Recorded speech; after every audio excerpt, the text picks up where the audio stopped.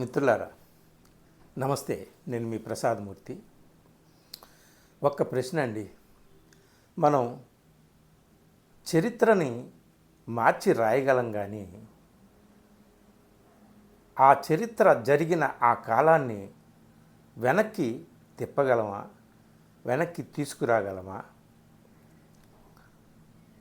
అయితే మరి ఎందుకు చరిత్రను మార్చి రాయడం, చరిత్రను లేనిది ఉన్నట్టుగా ఉన్నది లేనట్టుగా చెప్పడం, పిల్లలకు అలాంటిది బోధించడం, పెద్దలకు అలాంటివి చూపించడం, దాని ద్వారా ఏం ప్రయోజనాలు ఆశిస్తున్నారు? నేను చెబుతున్నది ఏమిటో మీకు ఈపాటికే అర్థమైపోయి ఉంటుంది. అటు పాఠ్యపుస్తకాల్లో, పాఠశాలల్లో, ఇటు టీవీల్లో, సినిమాల్లో పచ్చి విషాన్ని వెదజల్లుతున్నారు. విద్వేషాన్ని పిల్లలకు బోధిస్తున్నారు, పెద్దలకు నేర్పుతున్నారు.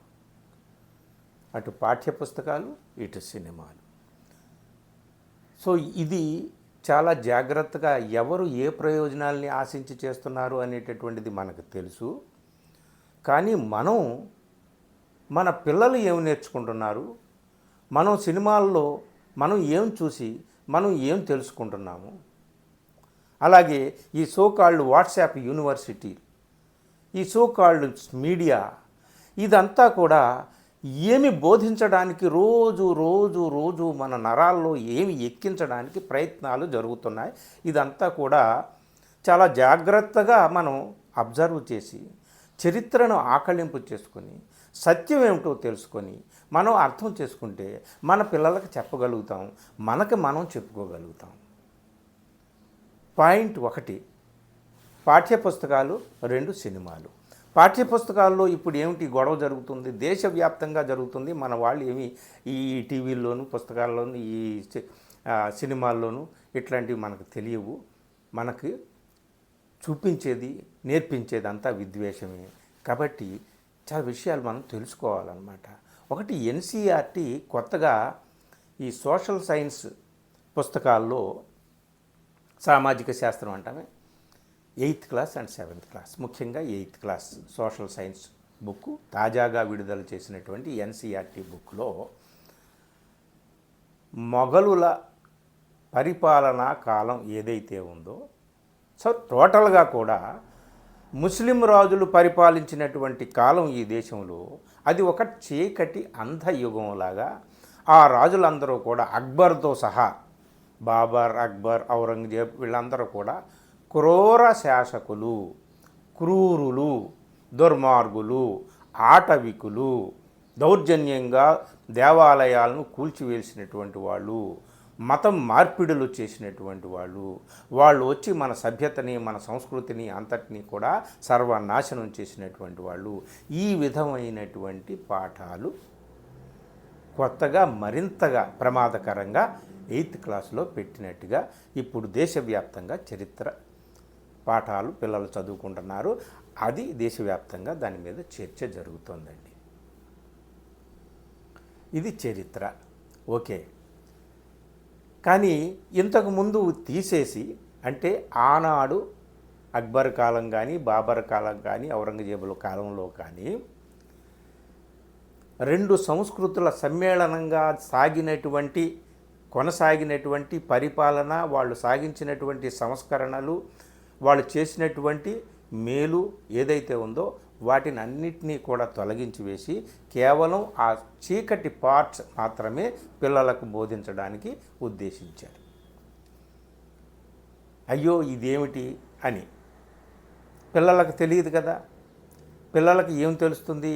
ఉదాహరణకి 7th క్లాస్ ఎన్సీఆర్టీ బుక్లో చోళుల గురించి వచ్చింది. చోళరాజులు, వాళ్ళ గురించి చరిత్రలో మనం తెలుసుకున్నది ఏమిటయ్యా అంటే, వాళ్ళే కాదు అసలు రాజులందరూ కూడా, మొత్తం భూగోళం అంతా కూడా, ఏ దేశ చరిత్ర చూసినా ఏమున్నది గర్వకారణం, నరజాతి చరిత్ర సమస్తం రణరక్త ప్రవాహ సిక్తం.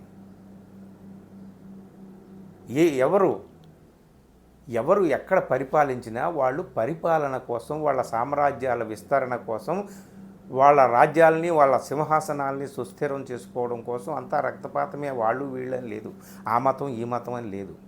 సరే, అక్బర్ కాలంలో కూడా, అక్బర్ కాలంలో మరి హిందూ ముస్లిం రెండు మతాలని ఆయన ఆదరించాడని, అలాగే అక్బర్ కొలువులో అందరూ బ్రాహ్మణ పండితులు ఉన్నారు, అలాగే హిందూ అందరూ సైనికులు సైన్యాధిపతులు అందరూ కూడా హిందువులు కూడా ఉన్నారు. ఇవన్నీ కూడా మనం చరిత్రలో చదువుకున్నాం. అవన్నీ కూడా పక్కకు తీసేసేసి రామాయణ భారత పంచతంత్రాది గ్రంథాలను ఎన్నింటినో అక్బర్ ఫార్సీలో అనువాదం చేయించాడట. ఇలాంటివి ఎన్నో ఉన్నాయి. వాటన్నింటిని కూడా తీసేసి అక్బర్ అన్నా, బాబర్ అన్నా, ఔరంగజేబ్ అన్నా క్రూరులు, వాళ్ళు దుర్మార్గులు అని చెప్పడం వరకే పరిమితమైంది ఎన్సీఆర్టీ అండి. 7వ తరగతిలో పిల్లలు చోళుల గురించి నేర్చుకుంటారు. ఫర్ ఎగ్జాంపుల్, చోళులు మహానుభావులు, మంచి పరిపాలకులు, గొప్ప రాజులు అని చదువుకున్నారు. కానీ చోళులు వాళ్ళ గురించి ఇతిహాసం చరిత్ర ఏం చెప్తుందయ్యా అంటే, వాళ్ళు ఎక్కడికి వెళ్ళినా విధ్వంసం చేశారు, సర్వనాశనం చేశారు, స్త్రీలను అపహరించుకుపోయేవారు, వాళ్ళ ముక్కు మొహాలు కత్తిరించేసేవారు, కోసేవారు, అత్యాచారాలు చేసేవారు అని చెప్పి చాలా ఉన్నాయి. ఈరోజే నేను ది వైర్లో రుచికా శర్మ అనే ఒక సోషల్ యాక్టివిస్టు వీడియో కూడా చూశాను. మీకు దాని లింక్ పెడతాను, వినండి. చాలా ఇంకా బాగా చెప్పింది ఆమె.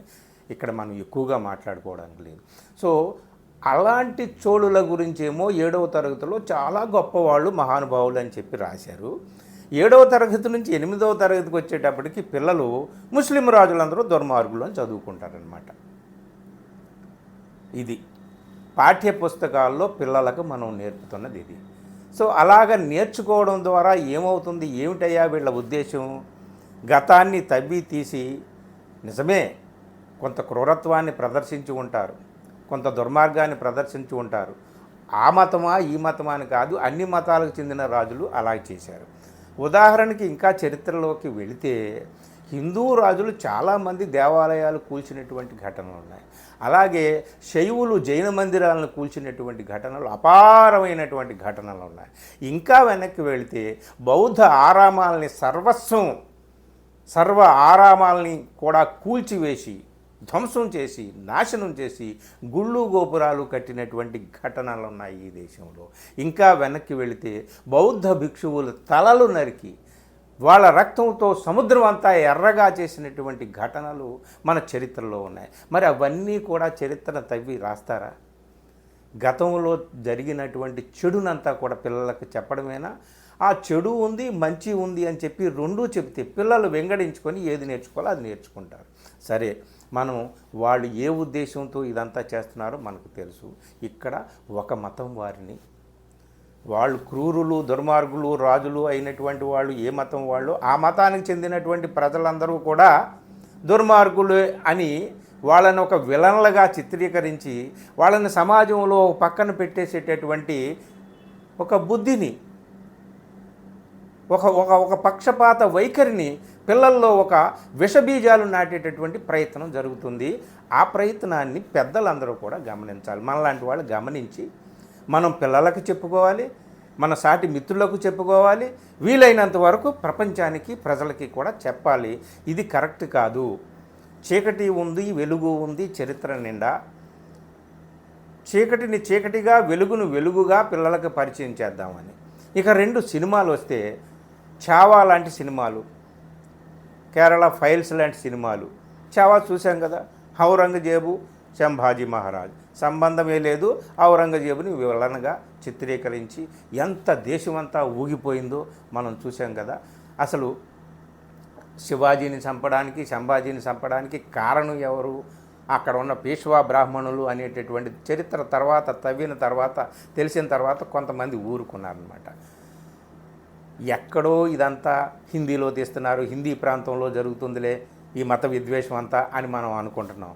కానీ మన దురదృష్టవశాత్తు ఆ విషం అనేటటువంటిది అక్కడ నుంచి ప్రవహించి మన తెలుగునాటికి కూడా చేరుకుందండి. కమ్యూనిస్టు చెగువేరా అలా కాషాయ చెగువేరగా మారినటువంటి వ్యక్తి ఈ మధ్య తీసినటువంటి ఒక సినిమా ఉందే, ఆ సినిమాలో కూడా కల్పిత పాత్ర వీరమల్లు, అలాగే చారిత్రక పాత్ర ఔరంగజేబు, వీళ్ళిద్దరిని లింక్ పెట్టి ఏవో మతపరమైనటువంటి విద్వేషాలని, రాజకీయపరమైనటువంటి ఉద్దేశాలని అన్నిటినీ కూడా అక్కడ చొప్పించి ఆ సినిమా తీశారు. ఆ సినిమా ద్వారా ఏం ప్రయోజనం ఆశిస్తున్నారో ఏమిటో మనకు తెలుసు. అంటే ఒక మతం వారిని మరొక మతం మీదకి రెచ్చగొట్టడం, ఒక మతం వారికి మరొక మతం వారిని విలన్లుగా చూపించడం అనేటటువంటి ప్రయోజనాన్ని వాళ్ళు ఆశిస్తున్నారు. వాళ్ళు ఏం ఆశిస్తున్నారో మనం దాన్ని గమనించుకుంటే మనం చెప్పుకుంటాం, మనం చైతన్యవంతులం అవుతాం. మన పిల్లలకు కూడా అది నిజం కాదని మనం చెబుతాము, మొత్తం ప్రజలకు కూడా చెబుతాము. ఇది మిత్రులారా, ఇక్కడ ఈ విషయాలన్నీ కూడా మీరు చాలా జాగ్రత్తగా గమనించాలి. మొఘలుల సామ్రాజ్యం, ఆ లెగసీ 300 సంవత్సరాలు సాగింది. ఎన్నో మంచి పనులు చేశారు, కొన్ని దుర్మార్గమైన పనులు కూడా చేశారు. చరిత్రలో వాళ్లే కాదు, అంతకుముందు కూడా హర్షుడి దగ్గర నుంచి చాలామంది చాలా రకాలైనటువంటి క్రూర శాసకులు వచ్చారు, వెళ్ళారు. మంచి జరిగింది, చెడు జరిగింది. ఒక్కటే మాట, మళ్ళీ అదే క్వశ్చన్ వీడియో బిగినింగ్లో నేను వేసింది. మీరు చరిత్రని చింపేయగలరు, చెరిపేయగలరు, మార్చి రాసేయగలరు, కానీ మళ్ళీ ఆ కాలాన్ని వెనక్కి తిరిగి తీసుకురాగలరా? ఆ గడియారాన్ని వెనక్కి తిప్పగలరా? అక్కడికి వెళ్ళి ఆ చరిత్రని మార్చగలరా? మొఘలులు పరిపాలించినటువంటి ఆ కాలాన్ని పూర్తిగా చెరిపేసేసి వాళ్ళు అసలు రాలేదు ఈ దేశంలోకి అని చెప్పగలరా, చేయగలరా? ఇదంతా ఏమీ లేదు కదా. జరిగిపోయిన దాన్ని మనం తవ్వుకుంటూ కూర్చుంటే ఇక్కడ మనకు విద్వేషం తప్ప ఇంకేమీ మిగలదు. ఎందుకు? పాఠ్యపుస్తకాల్లో, సినిమాల్లో ఈ విద్వేషం దేనికి? ఈ ద్వేషం పెంచడం వల్ల మీరు ఏం సాధిస్తారు? ఇది ప్రశ్నలు వేయాలి ప్రతి ఒక్కళ్ళు. ప్రశ్నలు వేయడానికి ముందు మనం చైతన్యవంతం కావాలి. మన పిల్లలకి కూడా నిజం చెప్పాలి. ఎందుకంటే వాళ్ళని స్కూళ్ళకు పంపించకుండా ఉండలేము, కానీ వాళ్ళు చదువుకుంటున్నది ఏమిటో, నేర్చుకుంటున్నది ఏమిటో మనం తెలుసుకొని మనం ఎప్పటికప్పుడు పిల్లల్ని చైతన్యవంతులను చేయకపోతే ఈ దేశం కాలాన్ని అయితే వెనక్కి తీసుకువెళ్ళలేము, కానీ ఈ దేశాన్ని అయితే అందయుగాల్లోకి తీసుకువెళ్ళిపోయే అవకాశం ఉంది. తస్మాత్ జాగ్రత్త. ఈ వీడియో నచ్చితే మిత్రులకు షేర్ చేయండి. Thank you.